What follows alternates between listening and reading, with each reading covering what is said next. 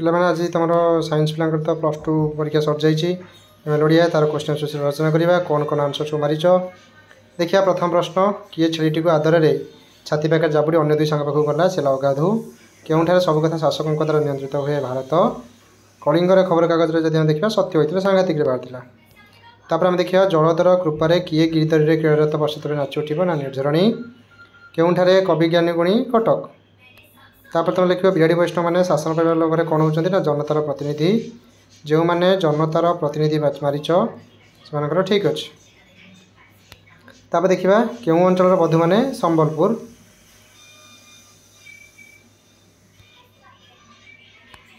शिक्षार क्यों कथा शिक्षार आम कह अधोगति। तापर तो तुम इजी अच्छी मौलिक पुस्तक लेखा कौन हम ना मौलिक चिंतार स्मरण हो पारना यहाँ तुम स्वाधीन देश शिक्षा चिंतार आसी क्यों देश भोटदाता मैंने लोक प्रतिनिधि उपयुक्त यहाँ तुम आसी तीन तुंडरू जो देश लोक मैंने शासन ज्ञान संबंध में जानते निज कर्तव्य अधिकार संबंध ज्ञात अच्छा से देशर आउ कौन अच्छे कहार अशांति अंतरंठन कार्य कहीं करेना यहाँ गंधमादन मेघासन माल्यगिरी लिख तीन मार्किया तुम मैंने आसो इजी अच्छी तीन मार्किया क्वेश्चन किसी असुविधा ना लंग टाइप बहुत इजी अच्छी तुम मानक कर निश्चय। तापर नेक्स्ट क्वेश्चन जावा पितृगण को उदारतर लक्षण कौन थी ना एक परिवार भावना लोभ मद तेजी कौन भोजापी कविता वर्णन कराई सत्वगुण भोजापी वर्णन कराई लव और कुश कहार गत दुख कहानी शुणाई महर्षि सहित जाती रामंकर जुग जुग धरी मानवात्मा को किए पीड़ा देती हिम अत्याचार सूर्यास्त समय गछगुड़िक छाई लंबी जाइए कवि कौन कल्पना कर गछ मैंने सूर्य पादर प्रणाम कर अति सहज प्रश्न।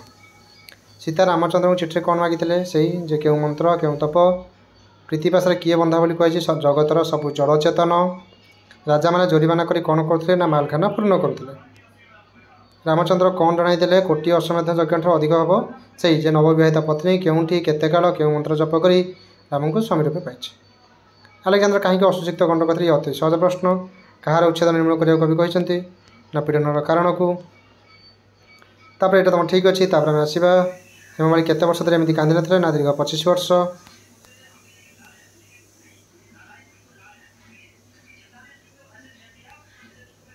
परीक्षा सफल बोली किए कही ना परीक्षा सफल बोली आम कहवा कि विकट। मास्टर जी पुआ नाम कौन थी ना रामशरण तालुक कैनाडा अंगा महांती क्यों दरकार मारता ना सेठ पांजिया। जमीदार बाबू 5-6 वर्ष पर आसाम कौन कर जना पड़ा ना खान सामग्री अति सहज प्रश्न। माता जी पाद धरी नेला अशोक कौन ना हालुआ राय बहादुर अरुण को कौन आदेश देते घर बाहर जावाई कईछटी आकाश में उड़ी अकल्पनीय दृश्य देखी क्यों पक्षी मैंने विमुड़ पलट जाते कौन पारा और घर चुटिया। अशोक महिला कागज गुड़ गुला देखिले कौन ना से मास्टर आड्रेस लिखाई यहाँ तो 3 मार्किया ठीक अच्छी। यदि आम कविता कथा कहवा कविता देख क्यों स्थान में ग्रामर श्मशान अवस्थित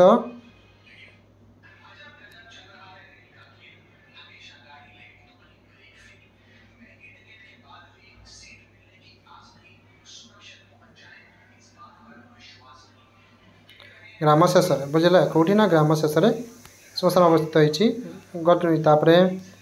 ग्राम श्मशान क्यों मैंने भस्म परिणत होती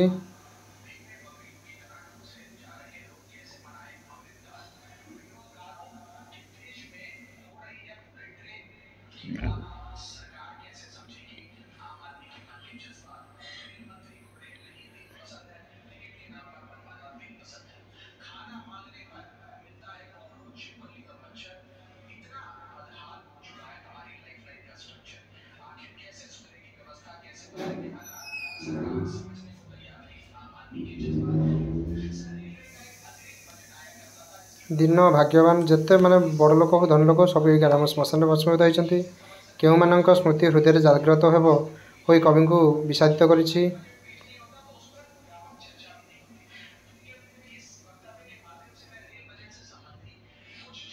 मृत प्रियजन स्मृति कहार शोभा सुंदर और मनोलोभा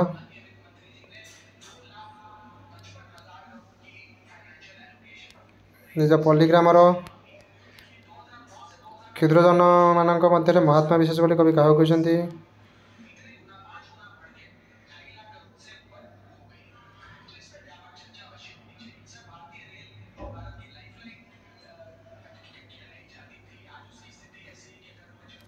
ସେଇ ଯେଉଁ କ'ଣ ନା ବଡ଼ ବଡ଼ ଗଛ ବିପଟି ହେଲା ମାନେ ସେ ଯେମିତି ଗଛ ମାନେ ଲତାମାନଙ୍କ ଭିତରୁ ବାହାରିକି ଉପରକୁ ଉଠୁଛନ୍ତି ତାଙ୍କୁ ସିଲେଇ କରୁଛନ୍ତି କ୍ଷେତ୍ରଚର ଭିତରେ ମହାଜନ। ଅତି ସହଜ ଜିନିଷ କିଛି ନାହିଁ ଏଥିରେ।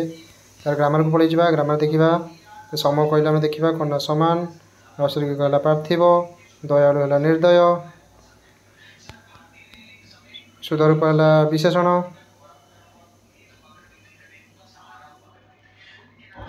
ତାପରେ ଦେଖିବା ସୁଧରୂପ ହେଉଛି ହୃଷିକେଶ, ତାପରେ ଦେଖିବା ଫସର ଫାଟିବା, ବ୍ୟର୍ଥ ହେବା, ଆଖି ଲାଖିଯିବା, ସମ୍ମୋହିତ ହେବା, ଅତି ଦୁଷ୍ଟ, ବଣ ବିଛୁଆତି, ମୃତଙ୍କର ପୁତ୍ର, ମାର୍ତ୍ତଣ୍ଡ। ତାପରେ ଦେଖିବା ଶୁଣିବାର ଅଯୋଗ୍ୟ, ଏକପତ୍ର ପ୍ରକାଶ କର, ଅଶ୍ରାବ୍ୟ, ସମ ଶବ୍ଦର ଅର୍ଥ କେଉଁଠି? ସମ କହିଲେ କ'ଣ ନା ଶାନ୍ତି। ହେଇଗଲା। ତେଣୁକରି ତୁମେ ମିଳେଇ ଦେବ ତୁମ ଆନ୍ସର୍। ଯିଏ ସବୁ ଲଙ୍ଗ୍ ଟାଇପ୍ ଆଉ ଶିଖ କରିଛ ତୁମର ନିହାତି ଭଲ ରହିବ। ଧନ୍ୟବାଦ।